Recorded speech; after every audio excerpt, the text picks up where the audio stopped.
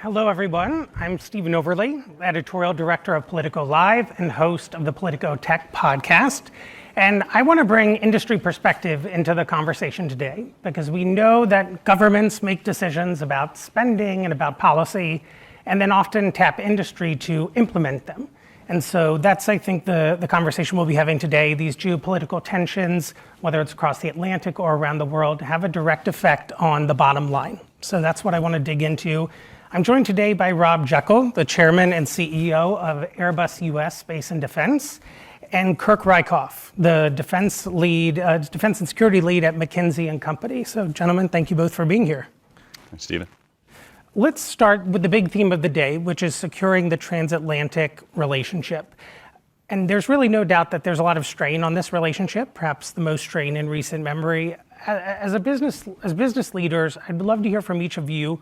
What is the hardest problem, the biggest question that you are navigating in this moment? Yeah, I think that as a defense company, the normal proposition is having a good technology, a good value proposition. Is it on schedule? Can it meet a demand signal?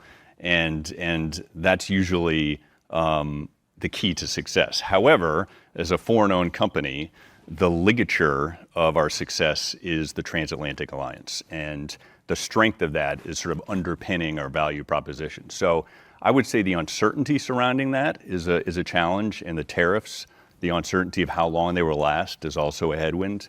But I also see some opportunities actually along the lines of what Benedette and Benedict said as well.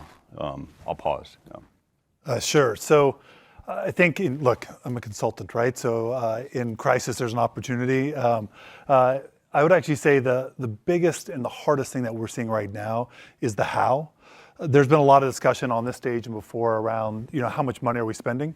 And we're starting to get alignment there. But how do you spend all of that money in a way that really moves the needle so you get the most out of it? And whether it's, in the NATO context, how much money is going to be spent on spares so you can go for a full 30 days versus for 1 or 2 days, right? Or how do you spend it so that all of the various pieces are interoperable? At the end of the day, it does come down to the how, and that's what's not clear right now. Well, I've got questions on both tariffs and how we spend this money, so we'll have to answer these big problems in the next 20 minutes.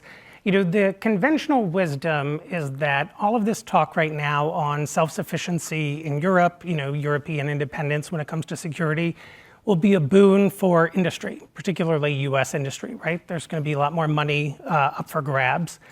Is that actually the case, or is there a downside here that we're overlooking? Yeah, I think that it will be the case in the near term. But the analysis that I've looked at that I think is compelling is that Europe should try and take advantage of this opportunity to reinforce its defense industrial base in Europe. And I've been dealing with Buy America. I see Sam Adcock, and he and I have been bedfellows here. But you're going to have to be a local citizen to be successful. Airbus is only successful in the U.S. because we've invested, we've built factories, we produce aircraft here, and so we have cleared U.S. nationals. U.S. industry has had the luxury of taking 3-point shots and selling things from the U.S. into Europe. And when this ramp up happens, which I hope it will, there certainly will be a need to buy U.S. technology, and that's a good thing. However, Europe, I believe, should take advantage of this opportunity to industrialize its own defense base and have its own defense systems, have its ability to scale and manufacture in the case of a conflict. And that's also good, right? Because if there are more exquisite systems and technologies in Europe, now you have greater interoperability, you have true allied integrated defense. There's more work that can be done on an allied basis in terms of those systems. And so I view it more as an opportunity for both U.S. industry and European industry. Is that how you see it, Kirk? Yeah, actually pretty similar. I think the one other thing I'd add on to that, Rob, is that what will be even more interesting, I think, is as you go down the path, where, because of the models, the various models that the European countries have, are they able to really drive forward on innovation versus the US? And I think you'll start seeing then more exchanges happen, but it won't be at the macro level, it'll be at the specific platforms. We just heard some comments from the policy director of NATO talking about the need to invest in Europe and reindustrialize in Europe. And this is something that we're hearing both in the US and the EU, right? This desire for the defense industrial complex to be sort of rooted at home. And I think from a government perspective, there's a strong security argument there. From the business perspective, it sounds expensive, right? I mean, I wonder, Rob, to come to you first, how are you thinking about your own supply chains, your own manufacturing? I mean, is this forcing you to reconsider your own strategy? Yeah, I may be uniquely situated in this regard because the business strategy is pretty simple for Airbus US. To grow in the US, you take European heritage technology, you transfer it to the US, you modify it, you adapt it with US engineers, and you deliver it to the warfighter. So I view this more as an opportunity because if there's more technology development within the affiliated Airbus group, there are more exquisite systems that I can transfer into the US and modify and adapt. I do think that there's also the opportunity to have greater, I say, co-production transatlantically, development at the design phase on interoperability of systems. And I think that's an opportunity for Airbus US, where we have familiarity with European systems, but we have cleared US engineers that can actually work in a classified environment. So I view this as it's a crisis, but it's an opportunity. If there is greater spending in Europe, and I think the analysis suggests there should be, and if it's spent coherently, and what I mean by that is, and I'm not European, but what I've observed and absorbed is even though it's less than well below 50% of the US defense budget collectively, you have 5 times as many platforms, right? And so I think if you're investing more coherently with fewer platforms and having greater international collaboration within Europe, you're going to be able to scale faster and you're going to have capabilities quicker. And Airbus, this is my plug, there's no better company to do that. Our aircraft are built, our commercial aircraft are built in the UK, Spain, France, Germany. Same thing with our A400M, our aerial tanker. It's not a sales pitch, I promise. So you got your sales pitch. To do more pan-European industrialization rather than balkanizing 8 different national champions, each building their own platform, I think would be a missed opportunity.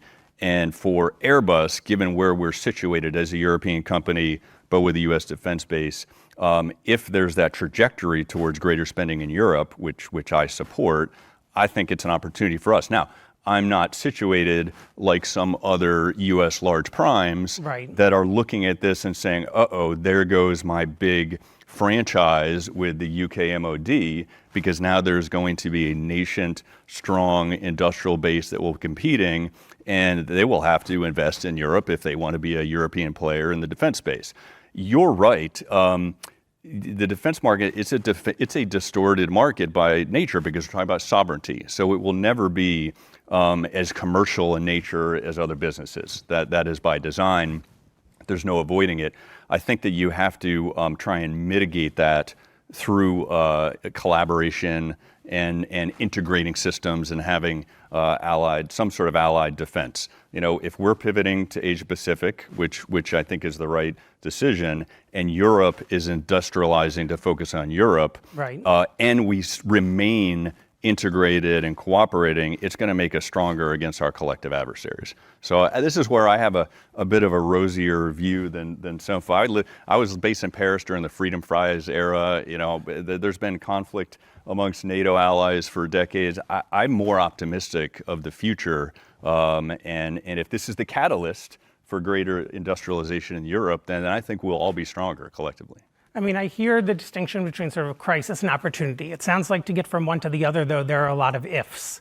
One of the biggest ifs right now is tariffs, right? I mean, realistically, every company in the world right now is wondering what's going to happen with tariffs, how it's going to impact their business. I mean, Kirk, when you look at sort of, the defense space in particular, what effects from tariffs are we already seeing and what are you anticipating? So right now, I mean, I think this is actually what the vice president said earlier as well. I mean, it's very early days, and I don't think we've really seen what's going to be happening there. It's certainly not manifesting that I've seen, and Rob, you should talk to that. But I think in the defense space, it's quite different, right? Where you have to have certification of your whole supply chain. And where is everything coming from? And the degree to which things are already localized is actually going to dampen any of those tariff effects, I think, in the defense space to a large degree. And then you add in the fact that, to the earlier question around ramping up production and building up your own supply chains, that's going to naturally localize, which I think tariffs are just going to heighten that and accelerate that localization. Yeah, I agree with Kirk. I'm always told economists never agree on anything, but I think they all agree that tariffs, at least in the near term, will make things more expensive and slower and less efficient. That's not a normative judgment of whether tariffs are useful in certain environments or not. I do think that the aerospace industry transatlantically has benefited radically from a tariff-free environment.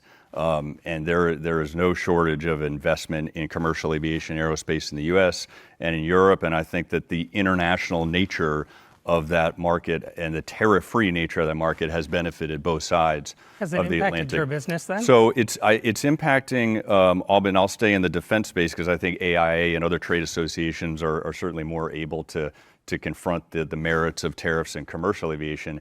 In the defense space, I would say that there's a lot of logic to the historical, what we call the NATO exemption, right? So if you're buying allied defense products and articles that are intended for the warfighter end use, if there's a reciprocal defense agreement, then they're typically tariff-free. And I think there's a lot of good reasons for that when you want technology that's affordable and you want it fast. And you could potentially create the reverse incentive where, oh yeah, if I'm going to sell these products into the U.S. from abroad, guess who pays the tariffs? The U.S. customer. Right. If I invest, which I have done, hundreds of millions of dollars to set up factories, guess who now pays the tariffs? I do. I'm now the importer of the allied supply chain. And that is, in my view, counterproductive to incentivizing foreign direct investment. So that's really all I would say. There will be an impact. There will be costs shared by industry and the customer. And I'm hopeful that it's a temporary, not structural evolution to the topic. Let's say I put both of you at the negotiating table, right? Moderator's privilege. I get to put you at the negotiating table. You get to give some advice to negotiators from the US and EU in particular as they're trying to hash out an agreement. What is one concession each side could make that would move the needle in your particular space, your industry? Which negotiation are we doing? The US EU was there. No, on which topic? On tariffs, you mean? Yeah. Okay. That's a trap question.